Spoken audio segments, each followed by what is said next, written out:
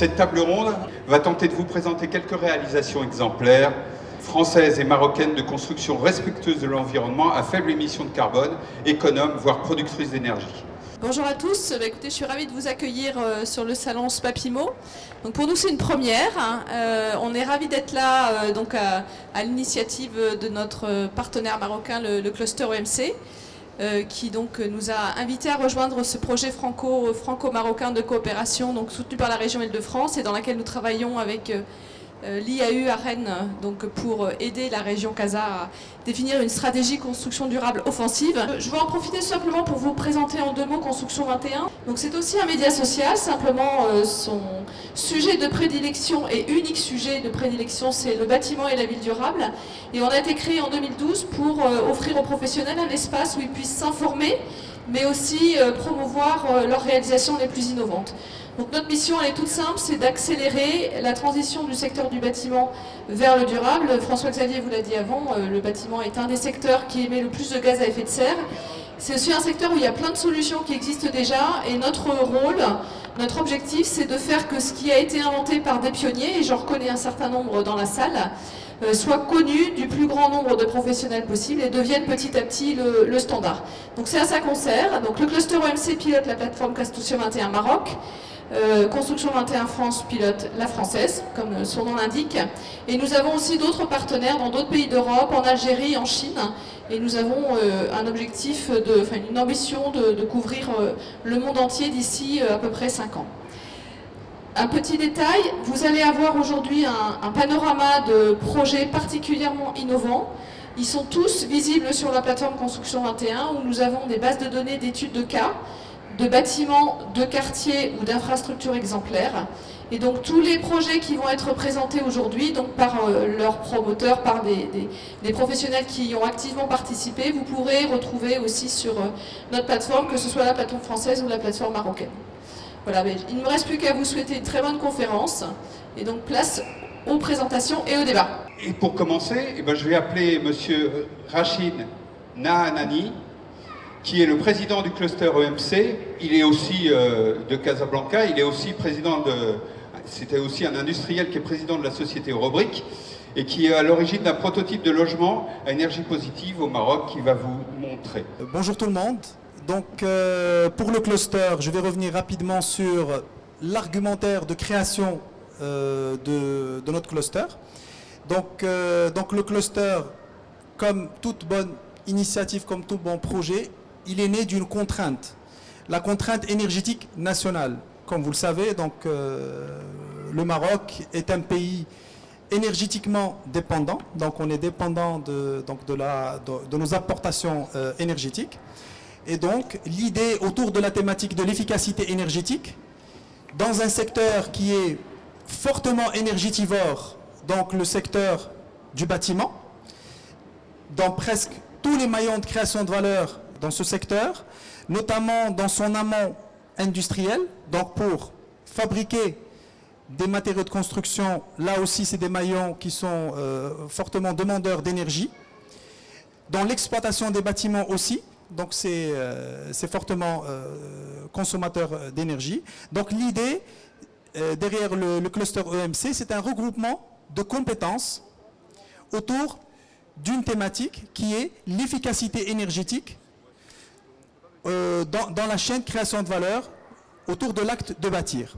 Donc, les intervenants, on part de l'amont. Le véritable amont, ce n'est pas l'amont industriel dans cette chaîne de valeur. Le véritable amont, c'est l'amont ingénierie, architecture. C'est là où il y a le premier pas dans l'efficacité énergétique dans le bâtiment. Parce que dans la conception du bâtiment, il faut d'abord une stratégie d'orientation du bâtiment, une stratégie d'ouverture, une stratégie d'aération naturelle ou contrôlée, etc., etc. Et bien sûr, en passant par l'amont industrie, donc le développement de solutions constructives pour le bâtiment, jusqu'à l'exploitation et l'intégration dans le bâti de possibilités de production d'énergie renouvelable.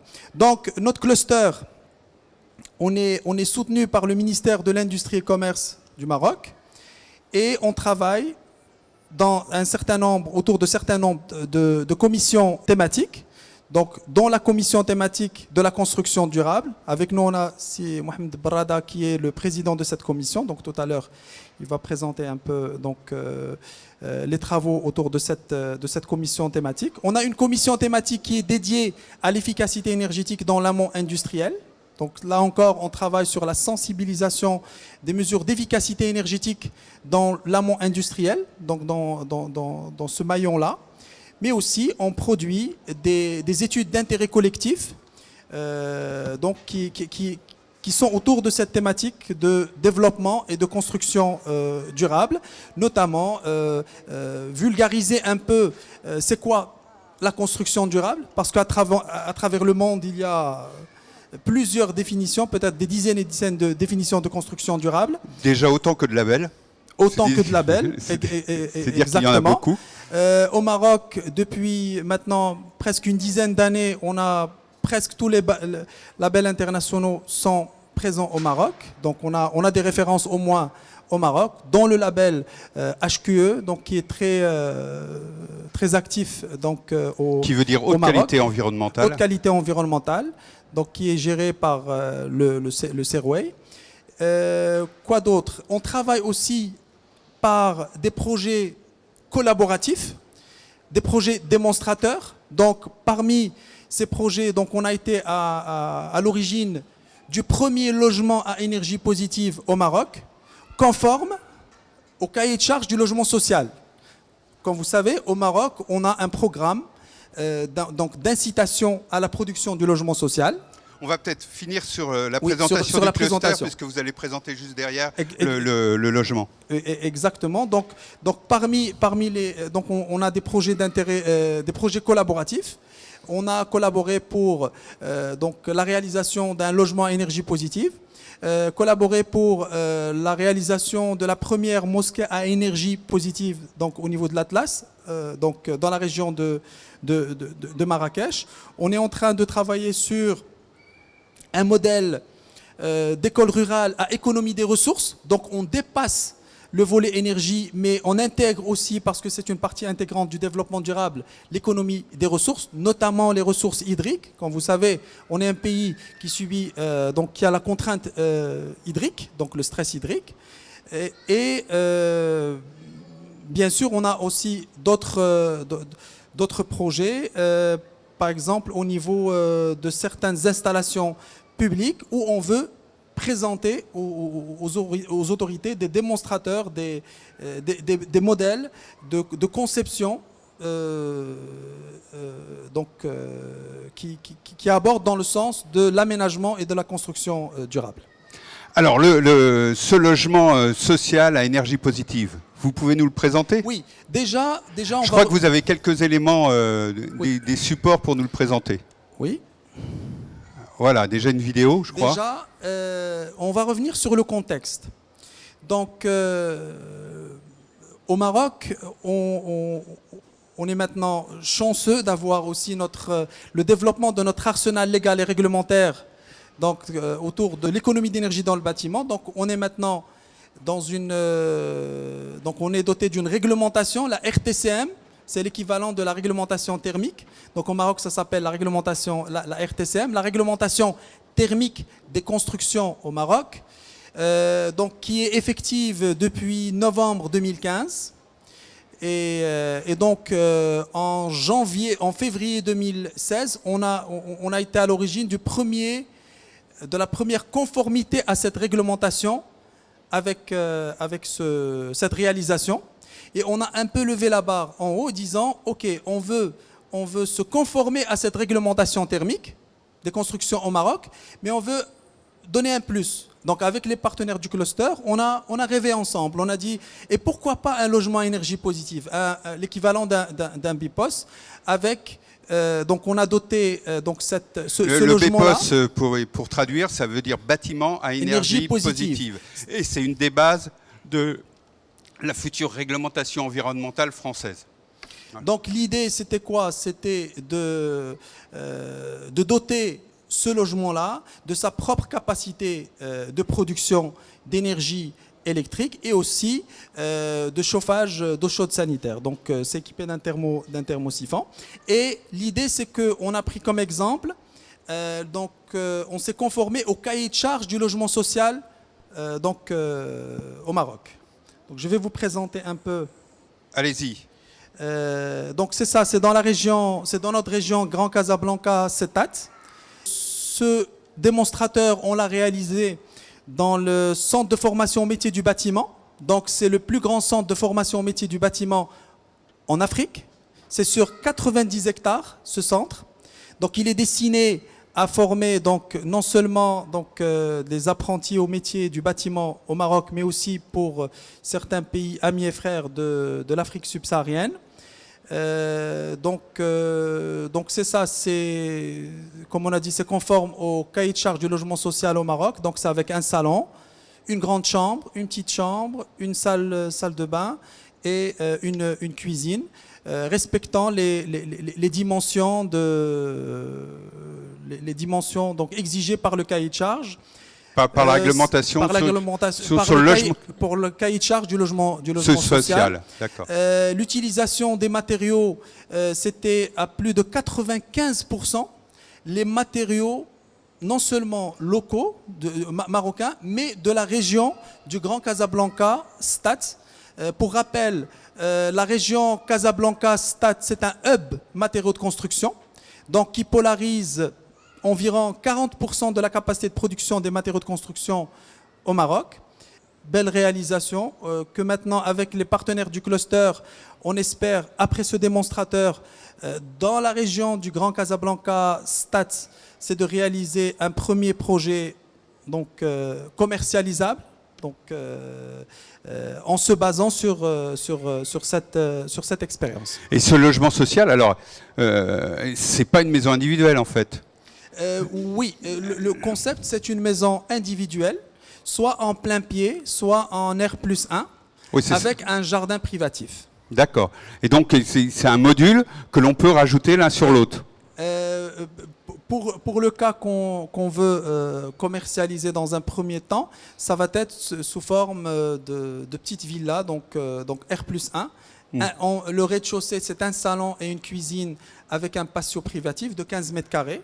Parce que vous savez que le budget, la limite de commercialisation, c'est l'équivalent de 24 000 euros. Donc on est limité par le budget.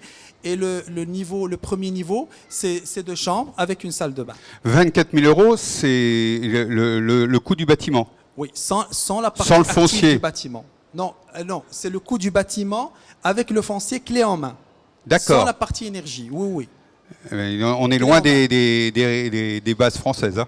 Non, mais aussi l'incidence foncière n'est pas la même. Ah oui, quand même. Oh, l'incidence foncière n'est pas...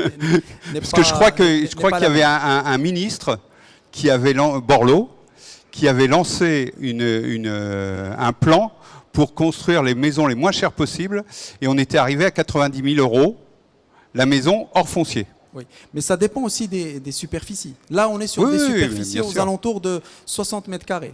D'accord. Tout compris. Plus le jardin, le patio, jardin privatif de 15 mètres carrés. D'accord. Et en énergie, alors elle est en énergie positive? Oui, elle est en énergie positive. Donc on a une ferme solaire de 3 kW crête. Donc on n'est pas en injection réseau parce que on a la loi, mais on attend encore les décrets d'application pour injecter au réseau. Donc elle est conçue pour être une installation carrément off-grid. Donc on l'a dotée aussi de capacité de stockage. Donc on a dimensionné pour avoir un stockage minimum. Et pour nous, c'est une opportunité donc aussi pour, une fois on lance certains programmes au Maroc, pourquoi pas ambitionner pour avoir une offre exportable à destination donc du sud de l'Afrique subsaharienne, par exemple vers le Sénégal, vers la Côte d'Ivoire, ou des pays où on n'a pas la culture de la copropriété verticale. On a plus la culture de la copropriété horizontale. Donc, d'accord. C'est un système industriel? C'est pratiquement non. Dans votre esprit? Parce que si vous vendez de l'autre côté, enfin en Afrique subsaharienne, si vous vendez ce concept, vous vendez tout mis en œuvre ou Pas vous nécessairement. proposez le plan en fait Non, et avec la réalisation après. On propose le développement du projet. C'est ça, le Peut-être que concept. ce qu'on va privilégier, que certains matériaux de construction, ça serait bien qu'ils soient locaux. Parce que C'est ça. comme vous savez, les matériaux de construction, c'est des produits pondéreux. Donc là encore, avec leur transport, donc l'empreinte Ça carbone, augmente donc et le la coût. durabilité du projet et tout ça, donc ça a un impact négatif. Et vous n'avez pas pris en compte l'empreinte carbone pour l'instant du logement parce que c'est pas prévu dans la réglementation, je crois. Non, c'est pas prévu, mais quand même, il y a certains des partenaires du cluster qui ont participé, qui ont volontairement établi leur ACV, donc l'analyse de cycle de vie produit, et leur bilan carbone. Mais pour ce projet, on n'a fait aucun calcul pour le projet. C'est-à-dire, c'est... Oui. Très bien, je vous remercie beaucoup. Merci à vous. Vous allez pouvoir regarder les projets de vos partenaires de table ronde et puis peut-être les commenter, nous dire ce que vous en pensez. Bien sûr.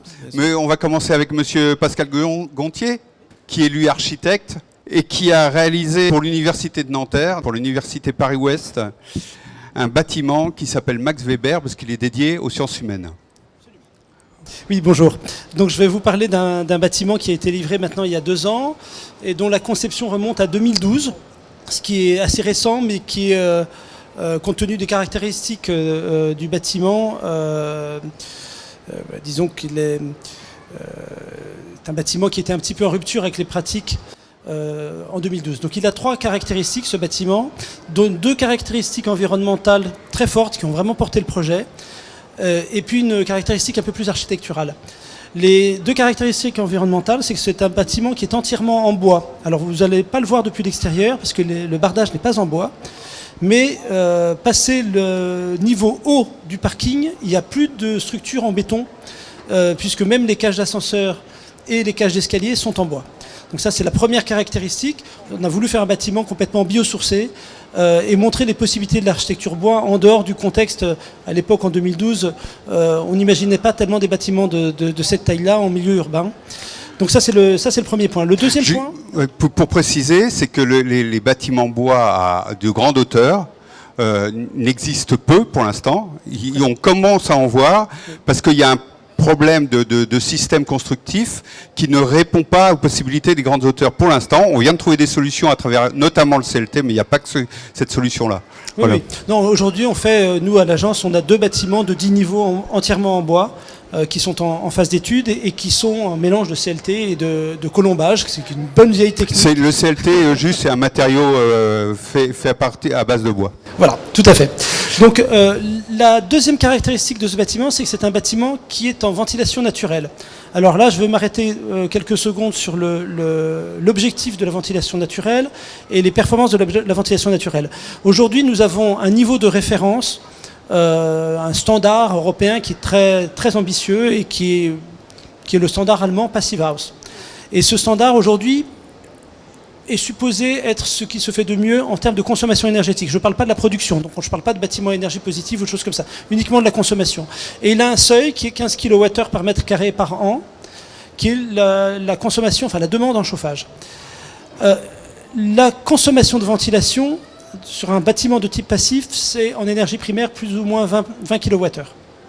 Et donc ça, c'est la raison pour laquelle, et c'est de l'énergie électrique, donc difficile à produire. Donc c'est la raison pour laquelle, une des raisons pour lesquelles je m'intéresse aux bâtiments ventilés naturellement, avec comme question, est-ce qu'on est capable d'aller aussi loin que ce standard, voire plus loin, avec une technique low-tech, qui ne fait pas appel à des machineries et des tuyaux qu'on met partout dans le bâtiment, mais un système tout à fait ancien qui est celui de la ventilation naturelle. Donc c'est une ventilation pour l'hiver et pour l'été, pas simplement une ventilation de confort. Juste pour aider à la compréhension, la réglementation thermique actuelle en France pour les bâtiments neufs, c'est 50 kWh qui comprend le chauffage, la ventilation et les autres éléments Oui, avec le- les auxiliaires de chauffage et l'électricité, enfin d'éclairage. Donc après, il y a des modes de calcul qui sont Bien compliqués, sûr. qui font que quand on compare des kilowattheures allemands et des kilowattheures français, c'est pas toujours la même chose. Donc, et puis alors, il y a une autre caractéristique dans ce bâtiment, c'est que passé le niveau haut du rez-de-chaussée, c'est-à-dire tous les étages de bureaux, on n'a plus de faux plafond. Alors le faux plafond, c'est ce qu'on trouve dans la majorité des bureaux, c'est souvent des carreaux de 60 par 60 qui font que tous les bureaux du monde se ressemblent. Donc là où on a voulu un bâtiment dans lequel les bureaux aient un caractère propre, et comme c'est un bâtiment en bois, on a voulu exprimer le bois et montrer le bois en plafond. Donc les plafonds sont en bois massif. Voilà. Donc voici le bâtiment vu de l'extérieur, donc qui n'annonce pas vraiment le bois. On peut le voir discrètement puisqu'on voit des pilotis en bois au rez-de-chaussée. Derrière, il y a tout un corps de bâtiment sur pilotis, donc on le voit également. Et le soir, quand il fait nuit, on voit le bois des plafonds qui contraste évidemment avec les façades qui sont beaucoup plus minérales. Voilà donc l'entrée du bâtiment. Et là, on devine les plafonds en bois lamellé. La ventilation, dont je vous parlais tout à l'heure. Donc il y a deux situations, il y a la ventilation en hiver, puis il y a la ventilation en été. Donc la ventilation en hiver, elle se fait à travers un système qui se traduit en toiture, d'ailleurs la ventilation d'été aussi, par des grandes cheminées qui font 3,80 m de haut, donc qui font que de loin on reconnaît très facilement ce bâtiment par son couronnement, qui est cette forêt de cheminées qu'on trouve en toiture. La difficulté de la ventilation naturelle, il y en a plusieurs, c'est de garantir le débit. Donc de pouvoir garantir qu'on a 25 m3 par heure et par personne. Donc ça c'est garanti grâce à un ventilateur d'appoint qu'on a au sommet de la cheminée. Ce ventilateur tourne avec le vent de façon naturelle, mais si on a un débit insuffisant, alors on a des anémomètres qui mesurent la vitesse de l'air et le ventilateur se met en route. Donc ça c'est une des difficultés qu'on a levées grâce à ça. Et puis on a une deuxième difficulté, et ça c'est surtout en hiver, c'est qu'on ne souhaite pas qu'il y ait trop de ventilation, parce que plus on ventile le bâtiment en hiver, plus évidemment on va faire sortir les calories et donc on va consommer de l'énergie.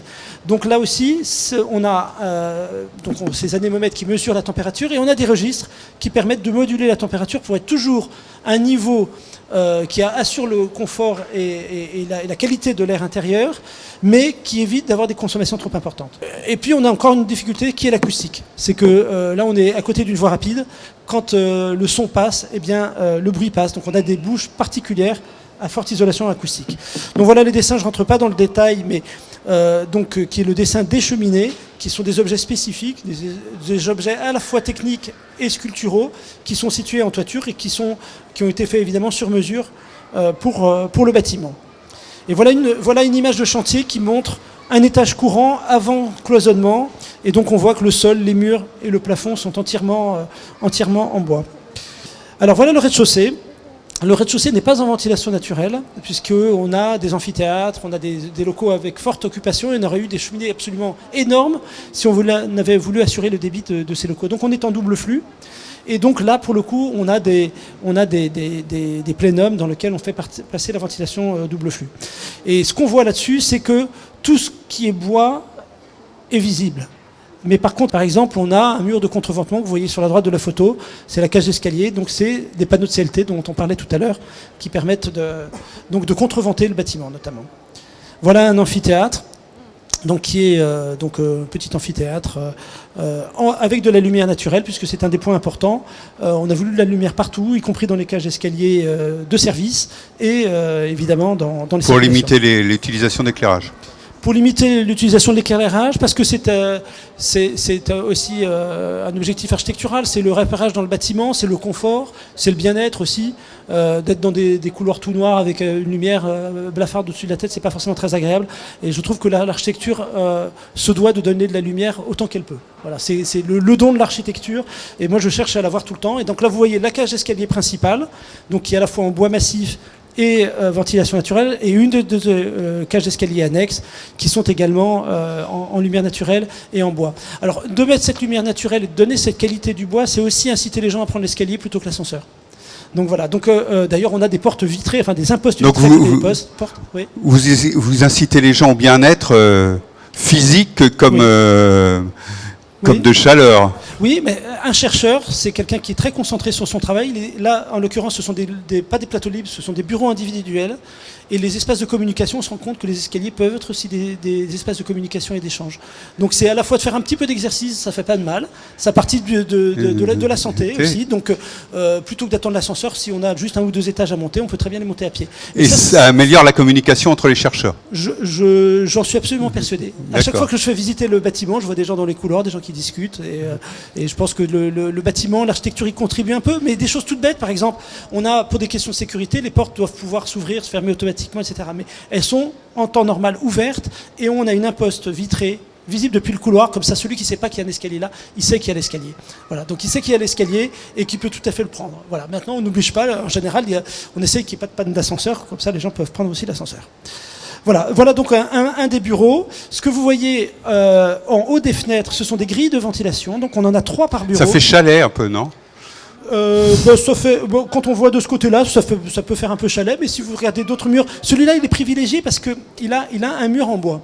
Pourquoi ? Parce qu'il est en bout de bâtiment, il a un mur de contreventement. Tous les bureaux n'ont pas un mur en bois. Voilà, puisque ce sont des grands plateaux libres. Donc celui-là, il est un peu plus chalet que les autres, voilà, on va dire. Mais, et donc là, bon, on a des grandes fenêtres, évidemment. Et puis, les grilles de ventilation, donc on en a 2 pour l'air hygiénique. Et puis, il y en a une qui est une ventilation de confort pour pouvoir rafraîchir le bâtiment de la nuit et assurer le confort pendant la journée. Donc là, c'est très simple. On appuie sur un bouton, comme on éteint la lumière, on appuie sur le bouton, ça met en route la surventilation nocturne. Et là, on fait ce qu'on appelle 5 volumeurs, donc 5 fois le volume. Et vous n'avez pas prévu la détection de présence pour ça ? On a de la détection, et ça c'est un peu obligatoire dans ces bâtiments. Et oui, on a de la détection. Et puis on a un automatisme aussi, même pour mettre en route la ventilation nocturne. Mais qui est débrayable, c'est-à-dire qu'on peut l'actionner de façon manuelle si on le veut. Ah, voilà, donc non, c'est un peu low-tech et high-tech. C'est un bâtiment. Voilà donc un bureau une fois occupé avec ses sièges. Et puis voilà la forêt de cheminée, donc qui est un lieu de promenade, même s'il c'est les visiteurs qui viennent voir et qui viennent donc également visiter les cheminées pour voir un peu comment ça fonctionne. Voilà, je vous remercie. Très bien, merci Monsieur Gontier. Bon, alors Monsieur Nanani. Que pensez-vous de cette réalisation ? Et avez-vous un commentaire ou une question à poser à Pascal Gontier ? J'en recours parce que derrière il va faire long.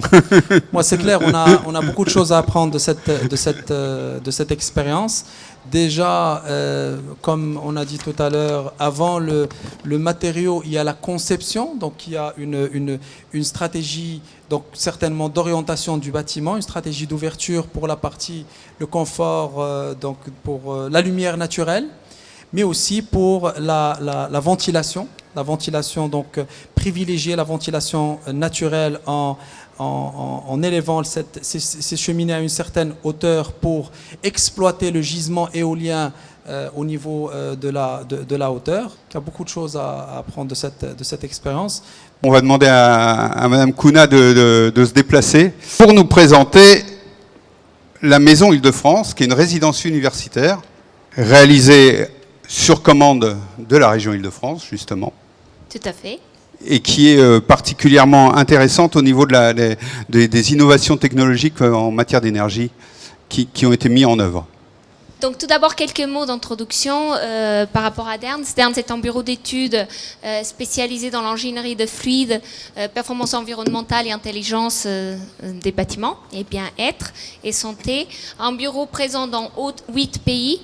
À l'international, plus de 550 ingénieurs, experts. Nous avons des projets certifiés, donc spécialistes en performance environnementale dans les différents systèmes de certification, HQ, LEED, BREEAM, DGNB.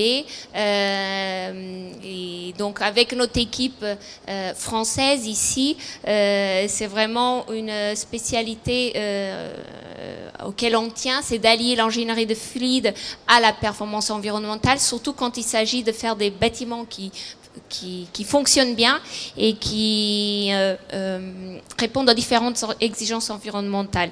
C'est un bureau d'études qui travaille dans différents segments de marché, hospitalier, santé, clean technology, c'est laboratoire, data center et aéroport, où on essaie de croiser les innovations qu'on connaît d'un marché à l'autre pour faire des bâtiments performants. Et Derntz, les gens connaissent plus nos opérations que le nom de l'entreprise en soi. Donc Derntz a été le bureau qui a fait la performance environnementale en ingénierie de fluide de Bosco Verticale en Italie, de The Edge, le siège de Deloitte à Amsterdam, la Maison Île-de-France, mais également du siège de Triodos Bank. Si je cite ces 4 opérations, c'est pour montrer comment le concept de performance environnementale évolue. Ici en France, la quasi-totalité de nos opérations sont HQE. Dans d'autres pays, il y a également des enjeux forts et on voit évoluer cette notion de performance vers un concept global. Biodiversité qu'on a eu beaucoup avec Bosco Verticale, The Edge, la Maison Île-de-France avec tout ce qui est confort, bien-être et zéro énergie. The Edge, c'est zéro énergie, confort, bien-être et smart. Et avec le siège de Triodos Bank, on est en train d'allier exactement le bien-être, santé, smart, haute performance environnementale, zéro énergie, le bâtiment, mais aussi circularité, puisqu'il s'agit d'un bâtiment en bois et complètement démontable, pour que l'ensemble des équipements et matériaux puissent être réintégrés dans la chaîne. Alors, juste pour qu'on comprenne, qu'est-ce que c'est que le zéro énergie ? Zéro énergie. C'est une très bonne question parce qu'on a des clients qui nous disent « je veux un bâtiment zéro énergie ». Donc, il s'agit d'abord de définir quelles sont ses attentes, puisque ça peut varier en termes de périmètre. Est-ce qu'on parle de zéro énergie réglementaire ou zéro énergie tous usages confondus? Et pour nous, le cas de la Maison Île-de-France, il y a un moment donné, c'est pas possible. Vous êtes obligé d'allumer la lumière, donc vous utilisez de l'énergie. Non, c'est-à-dire que quand on parle de zéro énergie, c'est effectivement un bâtiment qui... ça ne veut pas dire qu'il ne va pas consommer de l'énergie, mais pour nous, cela veut dire qu'on va pouvoir produire sur place ou à proximité l'ensemble et de préférence avec des... donc, zéro énergie pour nous, c'est avec des énergies renouvelables, l'ensemble d'énergie dont le bâtiment aura besoin pour fonctionner. D'accord. Mais il s'agit de préciser qu'est-ce que c'est compris dans cette zéro énergie. C'est juste le chauffage, c'est chauffage, eau chaude, sanitaire, c'est les ordinateurs, frigo, etc. Donc il faut préciser cela et aussi pour quel stade de cycle de vie du bâtiment est-on en train de considérer cela, juste pour l'exploitation ou pour l'ensemble du cycle. Donc c'est des questions que vous la posez maintenant, mais c'est très important de la poser au début d'un projet. Et donc vous avez mis ça en œuvre dans la Maison Île-de-France, qui est donc située tout à côté du périphérique. Si vous voulez la voir, il vous suffit de prendre le périphérique, vous la verrez de la face sud. Ou vous sortez d'ici, vous tournez à gauche, à droite, pardon. Et vous remontez. Et vous y arrivez. Donc effectivement, c'est une opération située ici à Paris, à la cité universitaire, donc à quelques centaines de mètres d'ici. C'est une opération nouvelle dont le maître d'ouvrage est la région Île-de-France et que quand ce projet a été élaboré, il voulait que l'opération soit un démonstrateur des ambitions environnementales de la région Île-de-France, mais aussi un bâtiment qui puisse servir de awareness creation, qui permette d'éduquer les occupants vis-à-vis du fonctionnement et de l'occupation, d'une occupation verte. Donc, si on résume les caractéristiques, il s'agit d'un bâtiment de 5000 m², 142 chambres, une résidence d'étudiants, avec une salle polyvalente, un amphithéâtre. Les objectifs du maître d'ouvrage, c'est d'avoir un bâtiment zen, zéro énergie, zéro énergie nucléaire, zéro CO2. Quand on parle de zéro, donc vous n'utilisez pas l'énergie d'EDF. C'est-à-dire qu'on va produire l'ensemble de l'énergie dont on a besoin sur place. D'accord.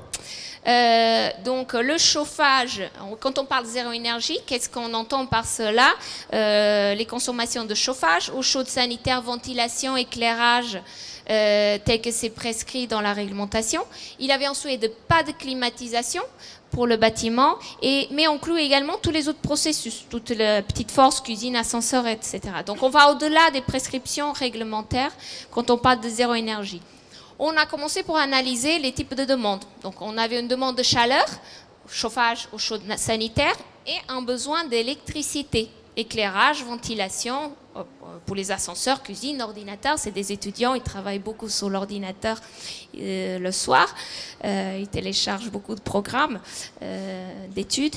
Oui, pas que d'études. Donc, on a analysé le potentiel du site. On avait avant de commencer à concevoir, on s'est dit quel est le crédit énergétique qu'on a disponible sur place. Donc, on avait une possibilité de chauffage urbain avec le CPCU, mais cela avait un contenu CO2 élevé. Les biofuels, par bois ou biodiesel, mais il avait la problématique de transport pour approvisionnement et d'accès au site, puisque c'est vraiment localisé ici, donc les accès au travers de la CTE étaient un peu plus compliqués. Le vent, mais pour le vent, il y a un potentiel limité en environnement urbain. Et enfin, le solaire, où on a vu qu'il avait un potentiel de 1100 kWh par mètre carré sur une surface horizontale. Donc, on est allé vers la stratégie solaire. Pas partiellement, mais à 100%, puisqu'on a vu que l'énergie solaire pouvait produire les deux types de demandes couvrir les deux types de demandes énergétiques, tant en termes de chaleur et d'électricité. Ce qui est plus rare d'utilisation en termes de chaleur, sauf pour l'eau chaude sanitaire, mais pour la chaleur pure, pour le chauffage de l'habitat, généralement on utilise peu ce système. Tout à fait. Donc on a décidé d'innover. Déjà, je dois citer que pour pouvoir innover et intégrer la solution, on avait fait un travail collaboratif avec l'architecte. Il ne s'agissait pas de... l'architecte, c'était ANMA, le bureau d'architecture ANMA, Nicolas Michelin. C'était pas concevoir un bâtiment et après l'ingénierie vient et hop, mettez les installations dedans. Là, on a travaillé dès le départ avec l'architecte qui nous a dit quelle est la stratégie énergétique que vous voyez comme possible ou optimale pour ce site. On a défini, chez Derns, on a défini la stratégie énergétique et en fonction de cela, l'architecte a conçu le bâtiment de manière à l'intégrer au mieux. Dans ce cas-là, nos équipes ont pensé à une solution qu'ils avaient vue en Suisse et en Allemagne, un petit cuve d'eau qui est chauffée par les panneaux solaires et qui va couvrir l'ensemble d'eau chaude, le besoin d'eau chaude sanitaire. Une douche solaire, quoi. Oui, sauf qu'on a pensé on va le faire, mais en échelle de 140, d'une grande maison, 142 chambres. Et donc, on a proposé pour la maison 2 cuves géantes de 150 000 litres au total. Donc les cuves que vous voyez ici font 15 mètres de haut. Elles ont été installées. Ensuite, il y a des panneaux solaires sous la façade sud qui vont chauffer l'eau dans ces cuves. Et par stockage thermique intersaisonné, l'eau reste chaude toute l'année. Il va pouvoir servir la maison en chauffage et en eau chaude, puisque dans la cuve, la température dans les cuves va varier de 50 à 90 degrés. Donc, on va piquer l'eau à la température dont on a besoin. C'est inédit en France, puisque ce type de cuve à cette échelle, c'est rare. Et normalement, elle est enterrée et horizontale. Ici, elle a été utilisée comme un élément de façade, puisque le but était d'utiliser l'inertie et les différences de température. Et l'architecte a su l'utiliser.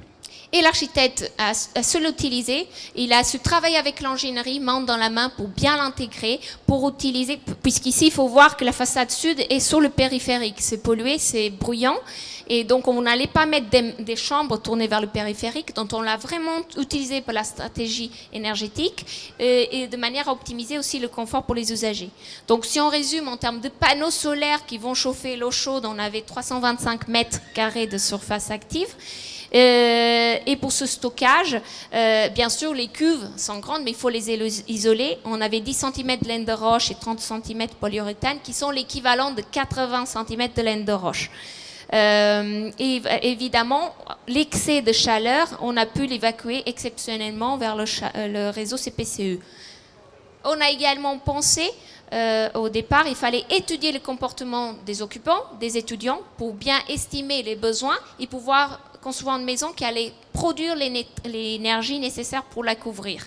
Donc, Dans les douches, on a également intégré, on a limité les débits, et on a intégré une récupération de chaleur des eaux usées, des eaux de douche, qui viennent ainsi aider à chauffer l'eau qui vient alimenter en eau chaude les différentes pièces. Et cela a été intégré dans chaque chambre. Cette image résume un peu, c'est petit, je sais, mais résume un peu la stratégie qui a été mise en place. Vous avez donc les cuves, 150 000 litres, et les chauffer par une façade de panneaux solaires. On vient piquer l'eau entre 50 degrés à 90 degrés pour chauffer pour l'eau chaude ou pour approvisionner en chauffage. Pas de climatisation. La toiture qui est couverte de panneaux photovoltaïques vient produire l'électricité pour l'ensemble des usages de la maison. Mais on a également des radiateurs basse température, ventilation naturelle dans la maison, avec à point pour pouvoir avoir un débit de ventilation qui est 2 fois celui de la réglementation, puisqu'on voulait respecter ou aller au-delà des exigences réglementaires, mais être sûr de la qualité de confort, qualité de l'air intérieur qu'on allait assurer aux différents étudiants. Une façade active, une orientation privilégiée, mais aussi une enveloppe qui a été pensée pour réduire les besoins énergétiques de la maison, avec des stores intégrés, une station météo en toiture qui va adapter, faire monter et descendre les stores pour gérer en temps réel toujours les conditions de confort, mais aussi les besoins énergétiques de la maison. Monsieur Nahani, votre commentaire. Bravo, c'est vraiment un excellent projet, ça nous fait encore rêver plus. Je pense que c'est aussi accessible pour nous, surtout au Maroc, parce qu'on a un potentiel, un gisement solaire beaucoup plus important. Donc, tant au niveau énergie pour le photovoltaïque ou bien pour le thermique solaire. Moi, c'est juste par rapport à ces solutions centralisées de production d'énergie thermique pour l'eau chaude sanitaire. Est-ce qu'il n'y a pas des déperditions, des pertes de charge énergétiques dans le transport pour distribuer dans les canalisations? Dans les canalisations. Oui, il peut y avoir des pertes, mais cela a été pensé pour éviter toute perte dans le bâtiment. C'est pour ça que tous les réseaux à noter que l'eau chaude sanitaire utilisée dans les douches ou dans les différentes pièces n'est pas celle qui est dans les cuves. L'eau des cuves est en circuit fermé et ça va chauffer l'eau qui vient donc approvisionner en eau chaude. Donc tout a été conçu pour éviter au maximum les pertes, être bien isolé. On parlait de l'isolation des cuves, mais c'est pareil pour les différentes installations. Mais aussi réfléchir aux zones du bâtiment où il pourrait effectivement avoir des pertes dans les canalisations, mais les utiliser pour récupération de chaleur potentielle. Merci Madame Kouna. On va rejoindre la Méditerranée et la région Provence-Alpes-Côte d'Azur et sa capitale, Marseille, et un écoquartier réalisé par Eiffage sur Marseille. Tout à fait. Bonjour à tous, merci. Donc je vais vous présenter effectivement le projet de Smartseille qui est un projet aussi démonstrateur. Mais je vais avant de rentrer dans le vif du sujet, je voulais juste vous présenter le contexte. En fait, on se rend compte au fil des années, les réflexions poussées en termes d'impact environnemental des bâtiments, on parle de l'énergie, on parle des matériaux, des ressources. Donc ici, nous, c'est juste une petite frise pour vous montrer que Smartseille, ça a été la suite d'un de nos gros projets qui s'appelait Phosphore à l'époque, un laboratoire de recherche. Alors on dit laboratoire, il n'y avait pas de blouse blanche, pas de petit tube à essai.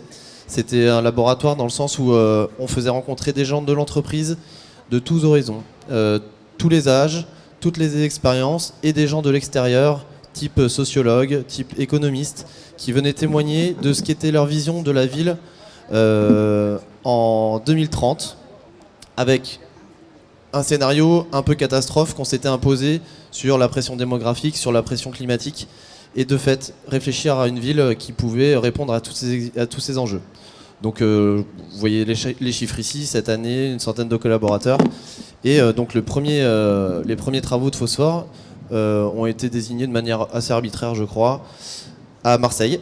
D'abord sur une gare multimodale, puis de la saison 2 à développer cette gare et le quartier autour.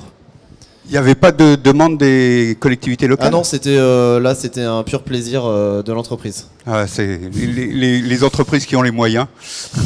Oui, effectivement, on s'est donné les moyens de réflexion, de prendre le temps de réfléchir voilà, alors il y a des choses complètement utopistes, et puis il y a des choses, on s'est rendu compte en fait assez rapidement qu'il y avait des réflexions qui allaient très vite être concrétisées. Et ça s'est concrétisé grâce donc ce projet de SmartSeille à l'issue des 7 années, des 7 années de travaux de phosphore. Donc à Marseille en 2014, Euromed, l'aménageur, nous a dit c'est super ce que vous avez fait dans Phosphore, je veux pareil ici, dans mon quartier, qui est un quartier en fait qui est à côté du quartier des Crottes à Marseille, qui est un des quartiers les plus pauvres de Marseille, qui fait la jonction entre les quartiers nord et le centre-ville de Marseille. Donc la volonté de la ville et de l'aménageur est de faire revenir les gens en fait dans ce quartier et de pouvoir faire la liaison entre le centre-ville de Marseille et les quartiers nord. Donc ce quartier-là implanté face au port autonome, il y a une bretelle d'autoroute assez passante, je crois que c'est à peu près 70 000 véhicules jour qui passent devant. C'est un quartier de 2,4 hectares, donc porté par Eiffage Immobilier, qui donc a acheté le terrain et a développé ce démonstrateur de ville durable. Donc toute une belle, un beau tableau de médailles, de labels, donc des démarches encouragées par l'État, puisque ça a été, c'est un projet démonstrateur industriel pour la ville durable, écocité, et puis aussi des démarches liées à la performance des bâtiments. BDM, c'est bâtiment durable méditerranéen. C'est un certificat qui se développe aussi dans d'autres régions. Et on s'est rendu compte que c'était assez ambitieux et que ça prenait justement l'intérêt de ce label était aussi que les exigences locales étaient assez fortes. Donc ça c'est la programmation avec donc sur ces 2 hectares des bureaux, des commerces, des logements sociaux, des logements en accession, une école, une crèche et un hôtel. Donc là, c'est la vue d'un logement dernier étage. On devine l'architecture avec une façade en moucharabier ici, qui permet de se protéger du soleil et d'assurer une ventilation importante, même si ça reste au niveau de la terrasse, mais ça permet de faire quand même circuler l'air. Pour y être monté, ça souffle pas mal, puisque ça monte quand même ça peut monter, certains bâtiments montent jusqu'à R+17. Alors c'est dense, parce que aussi on rentre dans une logique de marché, vous parliez des prix tout à l'heure. Nous, l'objectif c'était de faire un démonstrateur, mais c'était aussi de répondre au marché et de pouvoir faire des choses duplicables, qu'on allait pouvoir reproduire derrière et montrer qu'on savait le faire à des coûts de marché.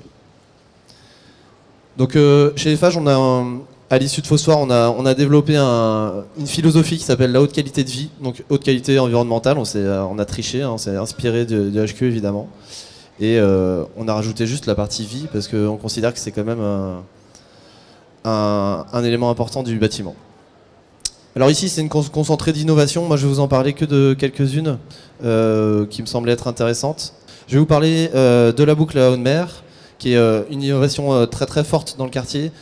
Porté par Eiffage et par EDF Optimal Solutions. Il y a du coaching énergétique, la pièce nomade et je vous parlais de la conciergerie également.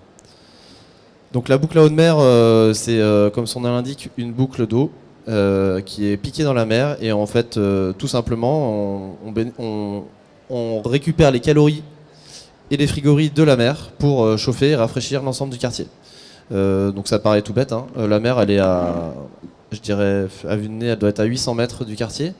Donc ça a été assez compliqué parce qu'il fallait traverser quand même le port autonome, l'autoroute, quelques territoires de propriétaires privés, de propriétaires publics. Donc ça a été toute une histoire, mais on a réussi avec les forces en présence à traverser tous ces terrains et développer donc cette boucle à eau de mer. Le principe donc c'est dans la mer récupérer la chaleur, développer une boucle d'eau douce tempérée et avec laquelle on peut donc fournir le chauffage, l'eau chaude sanitaire et le rafraîchissement. Ce qui est intéressant, c'est que, bon déjà, ça c'est une innovation quand même assez importante, des investissements assez importants certes, mais qui, grâce à la mutualisation de l'ensemble des habitants, on va dire, habitants usagers, parce qu'il y a des bureaux aussi, permet quand même de réduire ce coût d'investissement. Et derrière, la solidarité énergétique permet aussi de limiter cet appel de puissance. Qu'est-ce que vous appelez la solidarité énergétique? La solidarité énergétique, c'est un principe, je pense, assez simple. En fait, c'est que, par exemple, les climatisations des bureaux vont émettre de la chaleur, et cette chaleur-là va être réintroduite dans les logements et dans les autres bâtiments qui, eux, ont besoin de chauffage. Voilà. Donc, c'est des échanges thermiques entre bâtiments de manière intelligente pour réduire au maximum et utiliser en tout cas la moindre calorie qui passe. Un petit focus sur l'agriculture urbaine. En fait, au-delà de l'agriculture urbaine et des potagers qui sont en cours, alors je ne vous ai pas précisé, mais il y a déjà 3 lots qui ont été construits et livrés, et c'est encore en cours de construction. C'est pour ça que je vous ai mis des belles images, parce que sinon c'est du chantier, donc c'est un peu moins joli. En tout cas, des terrasses qui vont être partagées, qui vont permettre de faire du lien social, puisqu'il y aura une résidence intergénérationnelle qui va être ici, et donc les personnes âgées pourront venir sur les terrasses faire leur potager. Avec les écoles, donc ça permet aussi de créer du lien social. Mais je vous ai présenté ça parce que c'était aussi, je pense, dans le contexte du salon. Ce qui a été réfléchi, c'est avec l'architecte paysagiste, c'est qu'il fallait, de manière naturelle, essayer de baisser les îlots de chaleur que peuvent être des bâtiments et des quartiers. Et donc l'objectif, ça a été quand même de végétaliser un maximum dans les allées, les espaces publics, mais aussi sur les terrasses, le quartier. Donc on voit ici des aménagements, c'est ce que je vous disais, des terrasses partagées qui vont permettre aux différents usagers de profiter d'une activité, d'un potager, d'une fraîcheur naturelle. Le logement évolutif, alors ça c'est un vieux concept aussi, mais qu'on a remis nous au goût du jour à Marseille. Il y a une 60aine de logements qui en fait vous permet d'acheter un appartement et d'avoir une pièce qui peut être nomade. Donc c'est-à-dire que si un jour dans l'évolution de votre vie, typiquement vos enfants s'en vont de chez vous, il y a un moment où... Ça arrive ça? Ça peut arriver. Parfois ils reviennent, mais... eh bien, cette pièce-là, elle peut être mise en location de manière indépendante ou elle peut être revendue aux appartements voisins. Alors, ça demande c'est vrai, des réflexions juridiques assez poussées, mais c'est assez efficace. On avait mis ça en œuvre à Grenoble, sur l'îlot Cambridge, et donc on retente l'expérience à Marseille. Donc il y a les logements qui se vendent avec cette pièce nomade, qui permet donc d'avoir une évolution de son appartement avec l'évolution de sa vie. Et enfin, ça c'est un peu le hit en ce moment du quartier, même si tout n'est pas livré. La conciergerie a été livrée. Donc c'est une conciergerie qui permet... c'est un peu le bar PMU du quartier, quoi. En fait, les gens viennent, profitent de tous les services de la conciergerie, récupérer vos colis, déposer vos chaussures, récupérer les clés que vous avez laissées au concierge, récupérer vos paniers bio, commander votre voiture en autopartage. Ici on voit, puisqu'il y a la petite voiturette ici, une Twizy, donc il y a 5 véhicules en autopartage électrique. C'est plus rentable que Autolib? C'est plus rentable, j'espère. Ça fonctionne bien, les gens l'utilisent bien. C'est Totem Mobi qui propose ce service, en l'occurrence, sur le quartier. Et cette conciergerie, encore une fois, apporte du lien social, une cohésion dans le quartier, qui est quand même l'objectif, je pense, d'un aménageur. Quand il crée un quartier, c'est que ce quartier vive bien. Et en l'occurrence, la conciergerie y contribue fortement. Elle fait 250 mètres carrés, je crois, de mémoire. Voilà, ça c'était une image de fin. Vous avez dit que c'était accessible financièrement, mais c'est accessible à combien? Alors la vue que je vous ai montrée là de l'appartement, c'était 3 000 € le mètre carré, je crois. 3 000 € le mètre carré. C'est encore un peu loin des standards marocains. Hein. Dites-moi, la boucle de mer, c'est pas mal pour le Maroc, ça, avec toutes les possibilités, toute l'importance des côtes. Exactement, ça rentre aussi dans ce qu'on appelle pas la géothermie, mais l'hydrothermie.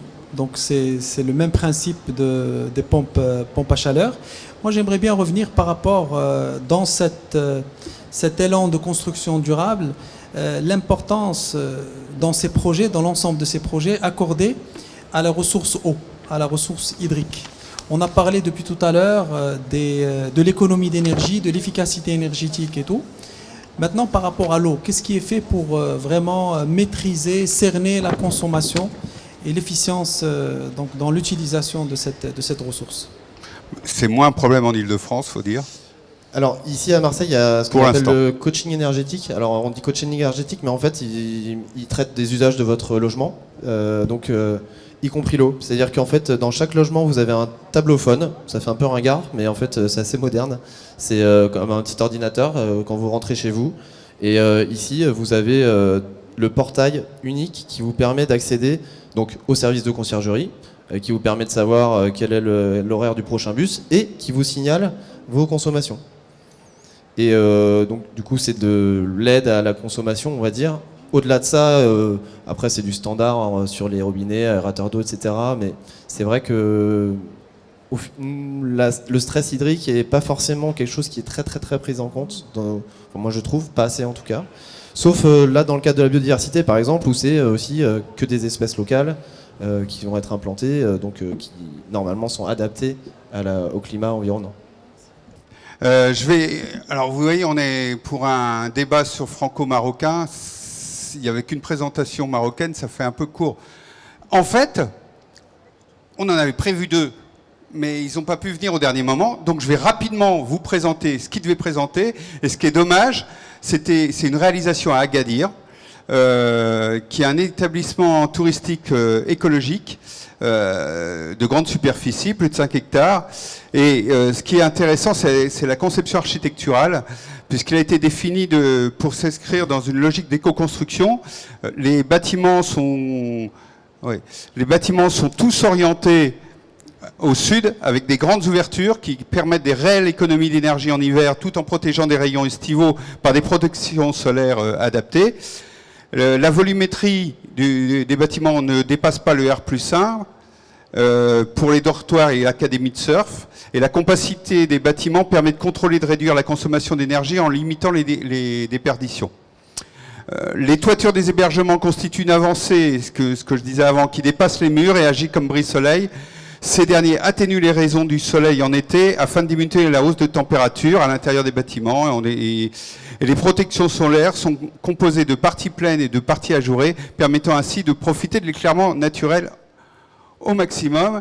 Et c'est un bâtiment HQE, ce qui me permet de faire la liaison avec monsieur Patrick Nossan, qui est président de Certivea, qui est notamment le certificateur de HQE, et qui va nous parler du développement du label HQE, c'est-à-dire haute qualité environnementale au Maroc.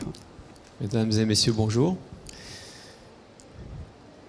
Ce qu'il y a de plus remarquable sur cette opération, c'est que c'est pas seulement que les bâtiments ont été éco-conçus et éco-réalisés, et j'espère seront éco-gérés et éco-utilisés, mais c'est parce que l'ensemble du quartier, l'aménagement du site, a été vraiment pensé dans une logique à la fois de préservation de l'environnement, qui est un environnement qui est vraiment remarquable, avec donc une démarche alors d'aménagement urbain, alors que le terme ne s'applique pas beaucoup à ce site en particulier, mais qui en fait permet de prendre en compte les spécificités du site et de préserver au maximum et de faire en sorte que l'infrastructure touristique ne détruise pas finalement la ressource principale du tourisme, qui est l'environnement naturel, qui est extraordinaire. Alors effectivement, on est actif au Maroc depuis 2012, peut-être un peu avant. On a certifié le premier bâtiment en 2012, qui est le siège de la BMCE, qui est la Banque marocaine du commerce extérieur. Et depuis, on a certifié plus de 34 opérations. Alors Tarazout, c'est une opération. Donc vous voyez, il y a 800 bâtiments sur cette opération. Donc, les 34 bâtiments sont concernés une seule opération. Non, pas du tout. Non, au contraire, Tarazout, c'est une opération et c'est 800 bâtiments, et nous avons 34 opérations. Donc ça fait, je sais pas, en nombre de bâtiments, ça commence à faire beaucoup. Ce qui est important, c'est de rappeler que HQE, c'est de la haute qualité environnementale, c'est le nom, mais comme vous l'avez dit, on vise 2 objectifs. Le premier, c'est la qualité de vie, et le deuxième, c'est le respect de l'environnement. Dans le respect de l'environnement, on a une approche multicritère, donc c'est économie d'énergie, réduction des émissions carbone, c'est les économies de matériaux également, les économies de déchets et bien sûr tout le travail sur le cycle de l'eau et la biodiversité qui est très important. Et la qualité de vie, c'est essentiel parce que les bâtiments, c'est d'abord fait pour que des gens vivent, apprennent, travaillent. Et donc on travaille sur le confort acoustique. Le confort hygrothermique, alors le confort thermique d'été au Maroc, c'est évidemment très important. C'est assez facile de ne pas consommer beaucoup d'énergie ici en dégradant le confort, donc on essaie de viser ces 2 objectifs en même temps. Et puis aussi la qualité de l'air intérieur et d'autres sujets. On vise vraiment un équilibre et l'ensemble des critères est conçu pour qu'il y ait un équilibre entre ces 2 approches. La deuxième originalité de HQE, c'est qu'elle est très contextualisée. C'est-à-dire, quand on fait de la HQE au Maroc, on prend vraiment en compte les spécificités marocaines. Et je dirais, quand on fait de la HQE au centre du Maroc, ou au nord du Maroc, ou à l'ouest du Maroc, les enjeux ne sont pas tout à fait les mêmes. Quand on est en zone urbaine ou en zone rurale, ce ne sont pas non plus tout à fait les mêmes objectifs qu'on va viser. Et quand on a une tour de bureau d'un grand siège social d'une entreprise internationale, ce ne sont pas non plus tout à fait les mêmes objectifs ou les mêmes niveaux qu'on va viser que, bien sûr, de la production de logements social ou de logements ordinaires. Et donc ça nous préoccupe beaucoup. Alors on est présent dans 24 pays, donc on voit les grandes disparités qu'il peut y avoir partout, à l'intérieur même de chacun des pays, j'entends, pas seulement entre les pays entre eux. Et c'est vraiment une préoccupation qu'on a, j'y reviendrai dans 2 secondes. Aujourd'hui, dans les 34 opérations, donc on a du logement, à peu près 25% de nos opérations sont du logement. On a du bureau, on a des écoles, on a 2 hôpitaux, on a des hôtels, évidemment, centres touristiques. Et ce qu'on peut regretter, c'est, et on en parlait encore hier soir, une zone industrielle, vous avez tout à fait raison, absolument, dans la région de Casablanca. Et sur ces 34 opérations, il y en a 14 d'ailleurs dans la région de Casablanca-Ceta, vous avez tout à fait raison. Et donc on a... si vous permettez, je parle sous votre contrôle. Oui. HQE, on a signé la première zone industrielle, je pense, en Afrique, HQE, en termes de développement, non? Absolument, mais ce n'est pas la seule chose. La première école africaine, c'est HQE est au Maroc. La première université internationale de Rabat, oui. De Rabat Salé, absolument. Le premier hôpital africain certifié est au Maroc.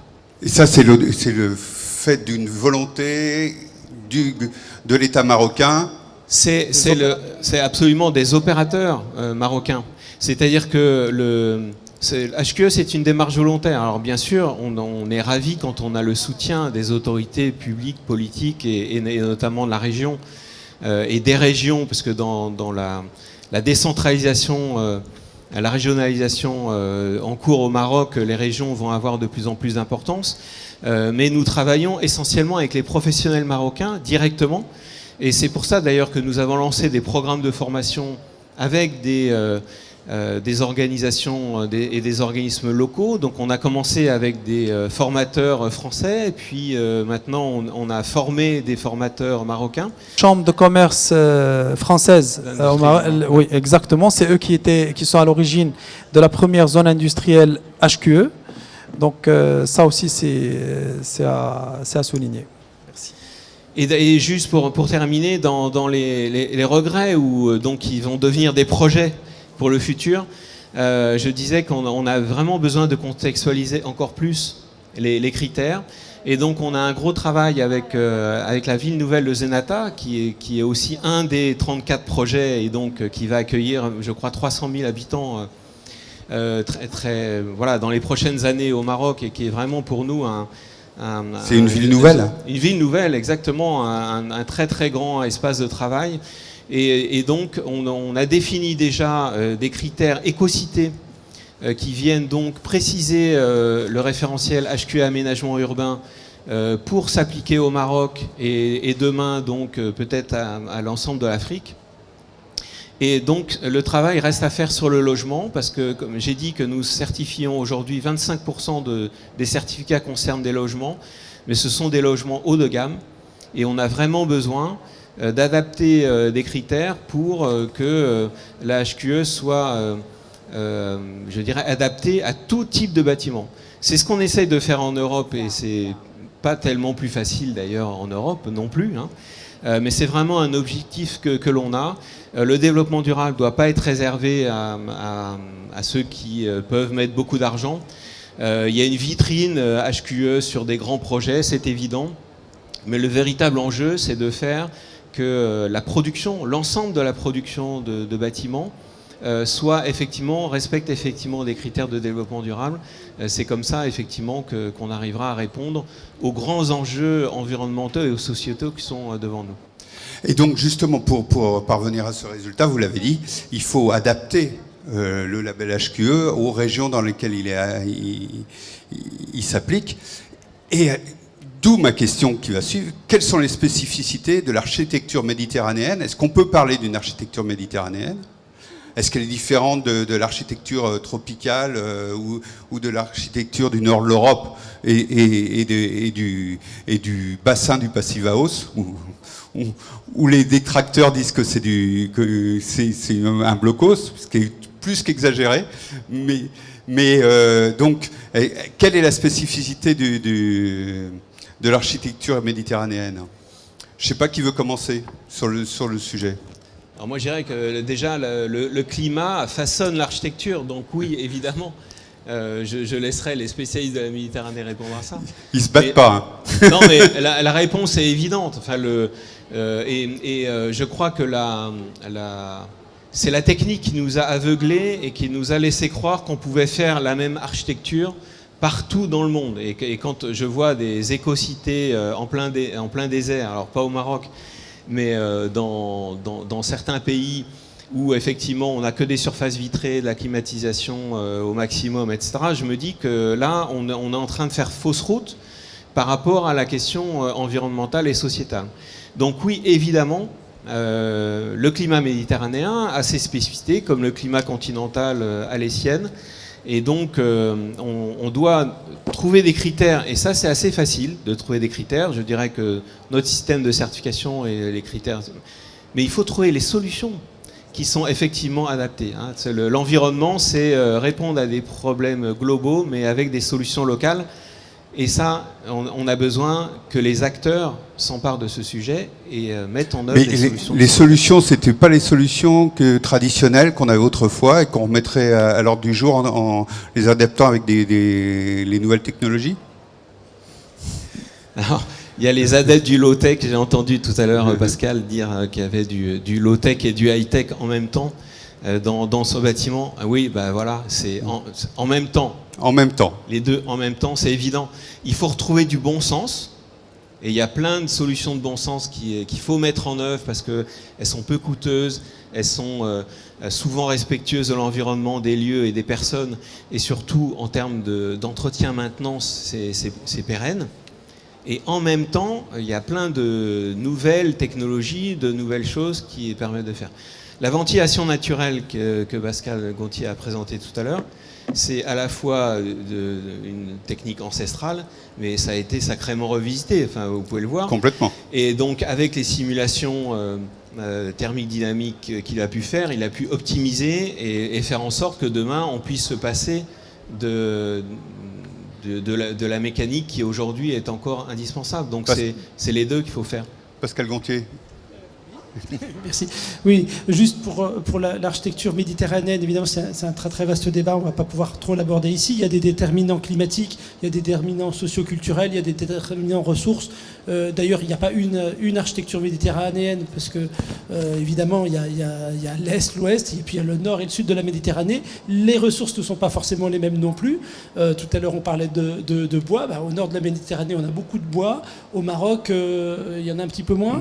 Donc, on n'est pas du tout sur les mêmes questions, mais par contre, c'est vrai que la question du confort d'été, de l'énergie consommée pour assurer le confort d'été, là, c'est une question en tout cas qui est absolument centrale en Méditerranée. Et effectivement, le travail sur la ventilation naturelle, moi, j'ai commencé à travailler sur la ventilation naturelle à partir d'une sensibilisation à la question de la climatisation, pour lutter contre la climatisation. Là, on voit qu'aujourd'hui, en Europe, on va dire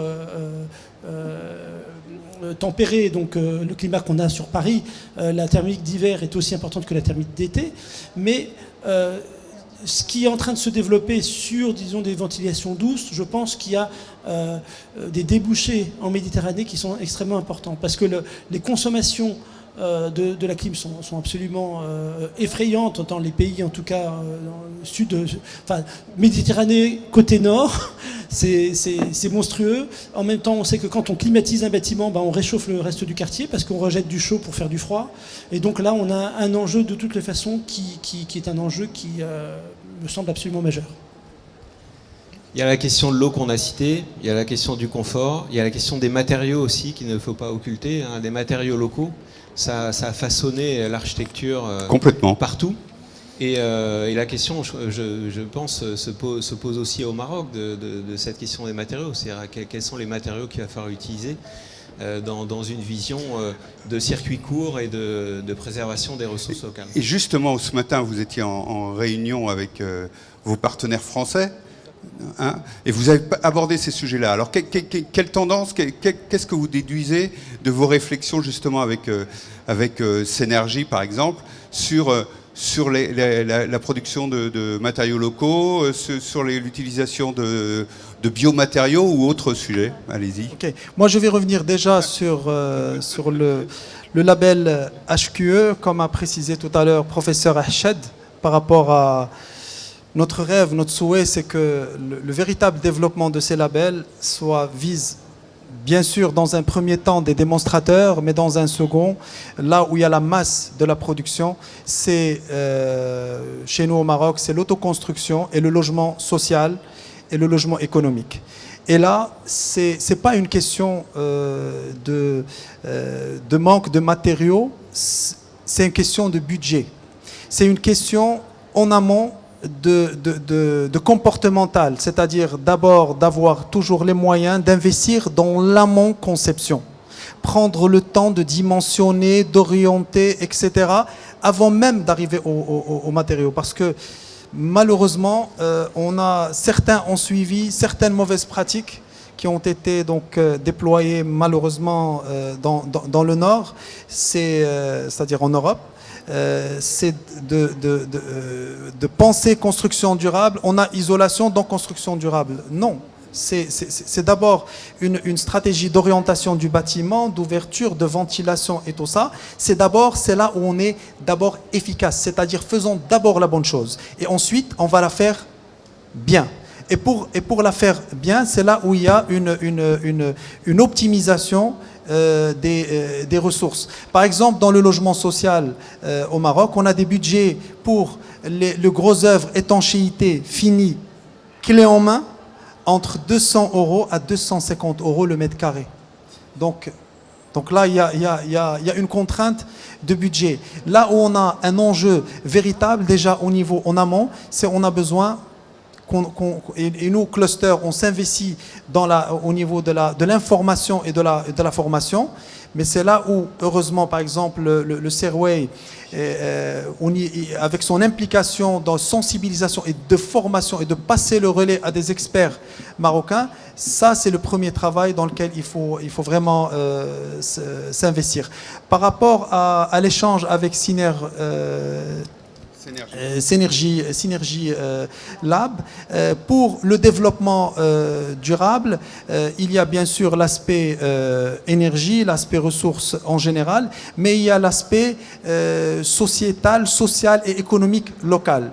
Pour nous, un bon projet qui s'inscrit dans l'aménagement et la construction durable, c'est un projet qui va participer au développement économique et social de cette localité ou de cette région. Les échanges qu'on a fait tout à l'heure, c'est autour de cette question de dire, OK, quels sont le potentiel synergie, par exemple dans la région de Casablanca-Stade, où c'est une région qui est un hub matériaux de construction, la première région dans la promotion immobilière au Maroc, l'une des premières régions dans l'agriculture, là où on a beaucoup d'arbres fruitiers et où on a des sous-produits d'agriculture qui peuvent être valorisés dans l'industrie des matériaux de construction, c'est là véritablement le développement durable.